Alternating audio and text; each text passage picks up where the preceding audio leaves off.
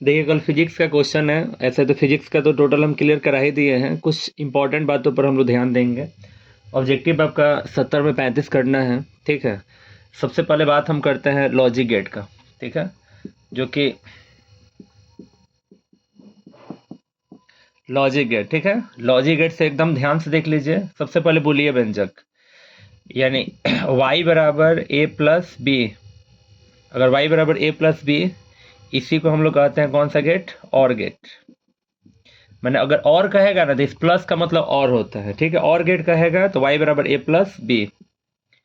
y बराबर a into B होगा, तो इसको हम लोग कहते हैं एंड गेट। एंड गेट, ठीक है, समझिएगा। प्लस को और कहते हैं या इंटू को एंड कहते हैं, ठीक है। और जैसे y बराबर a नॉट, ये आपका नॉट गेट हो जाता है, नॉट गेट। अब थोड़ा सा समझने वाली बात है कि y बराबर अगर आप a प्लस बी कहते हैं, देखिए a प्लस बी कहते हैं तो उसको कहते हैं और जैसे इसके ऊपर नॉट लगा देंगे तो इसके पहले n लग जाएगा, तो क्या हो जाएगा? नॉर। और देखिए y बराबर a इंटू बी को आप क्या कहते हैं? एंड। इसके ऊपर नॉट लगा देंगे तो आपका क्या हो जाएगा? नैंड, ठीक है। तो ये बूलियन व्यंजक हो गया, एकदम दिमाग में बैठा लीजिए कि और गेट कहेगा तो प्लस, एंड गेट कहेगा तो डॉट, ठीक है। और नॉट ये वाला ऐसे पूछता नहीं है। अब देखिए प्लस है तो और होगा ना, इसके ऊपर नॉट है तो नॉर हो जाएगा। डॉट है तो एंड हो जाएगा, इसके ऊपर नॉट है तो नैंड हो जाएगा, ठीक है। तो इस तरह से आपको पता चल गया इसका बूलियन व्यंजक, ठीक है। इसमें से एक क्वेश्चन आपका कंफर्म है, पूछेगा।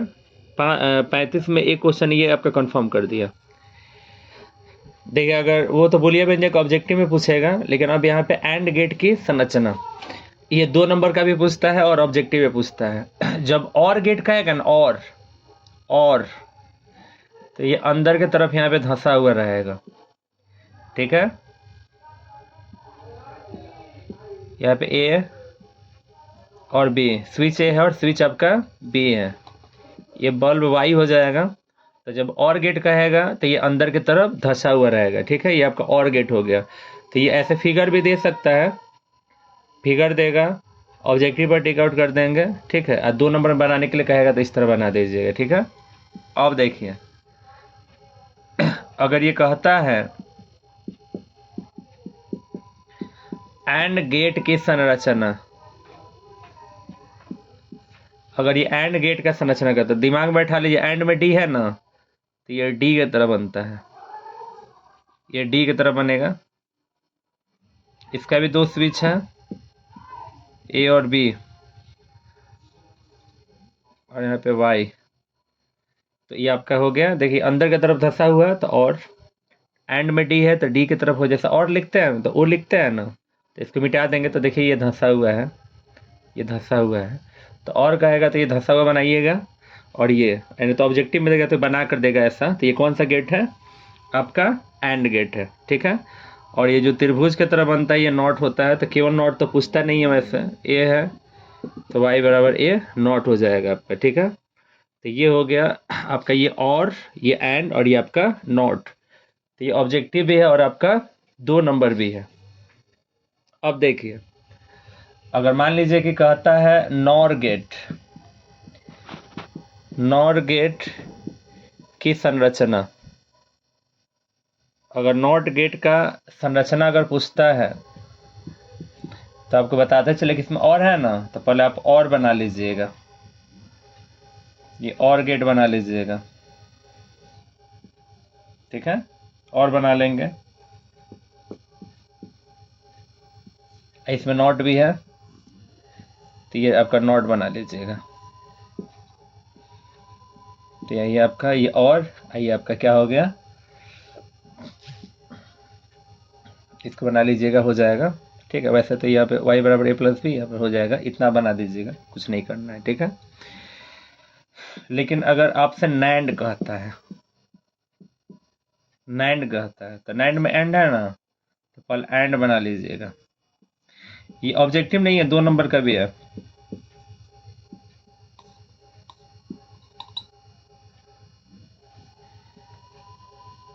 देखिए एंड में नॉट बना दिया,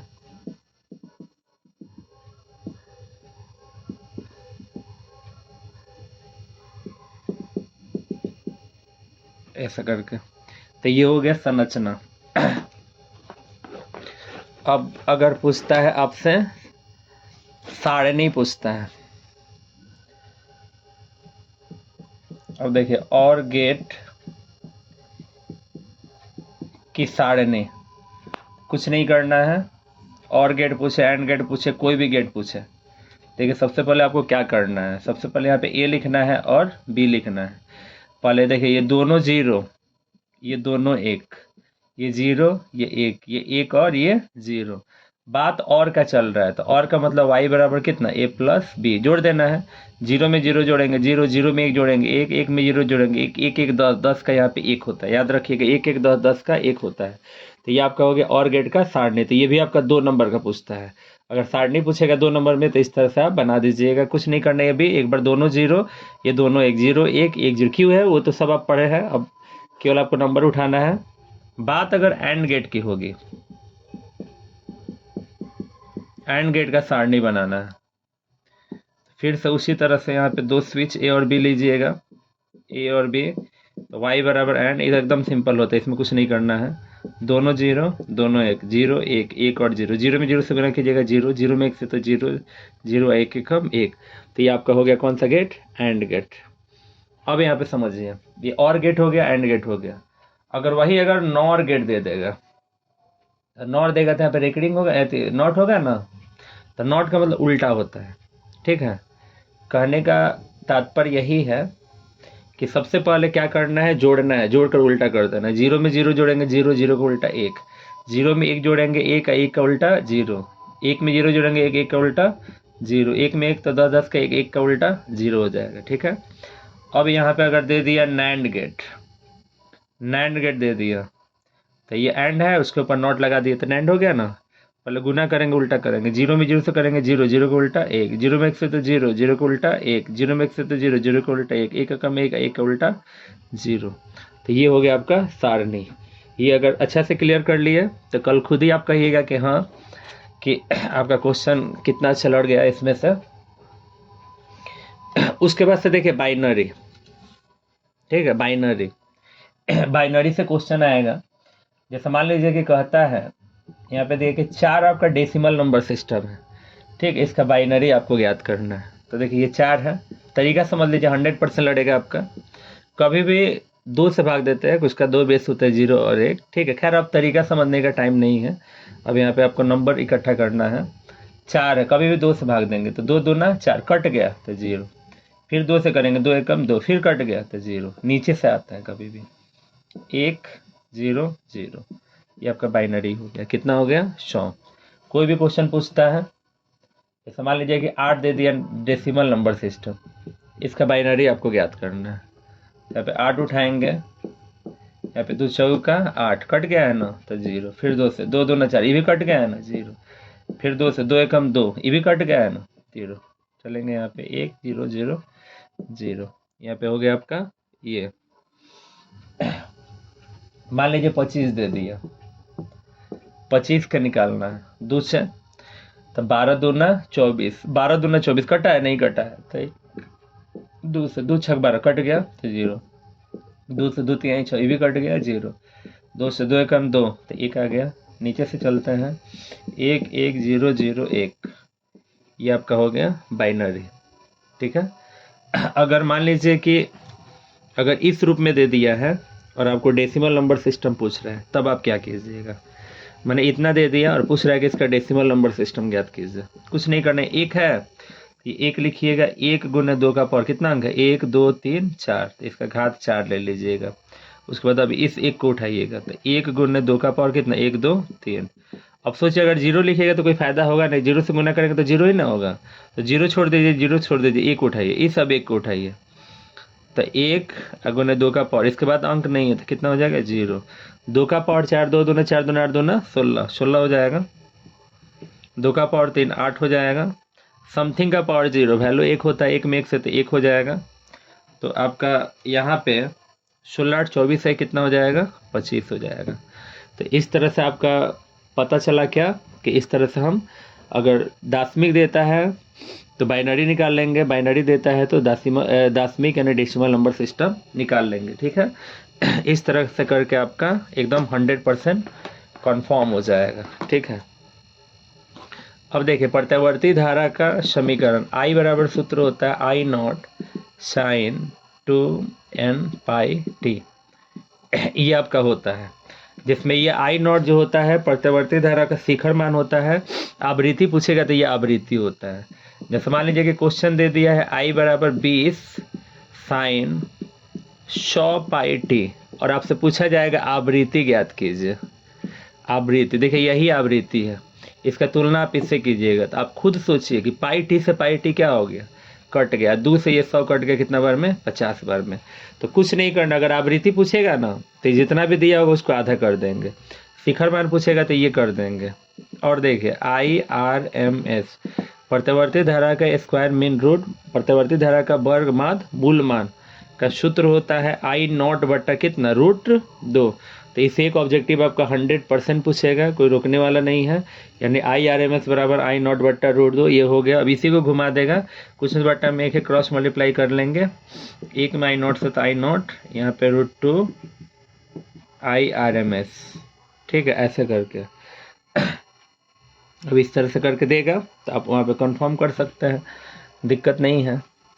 अब जानते ही हैं कि वान डी ग्राफ जनित्र जो होता है उच्च वोल्टता को, वान डी ग्राफ जनित्र उच्च वोल्टता को मापता है। वीट स्टोन सेतु उच्च और निम्न प्रतिरोध के मान को मापता है। सबसे अधिक भेदन क्षमता किसकी होती है, तो गामा किरण की होती है। ठीक है, आपको पता है कि उसके बाद से कॉलर क्रोड से क्वेश्चन आएगा, जिसमें आपको तरीका दिया गया था बीबी रॉय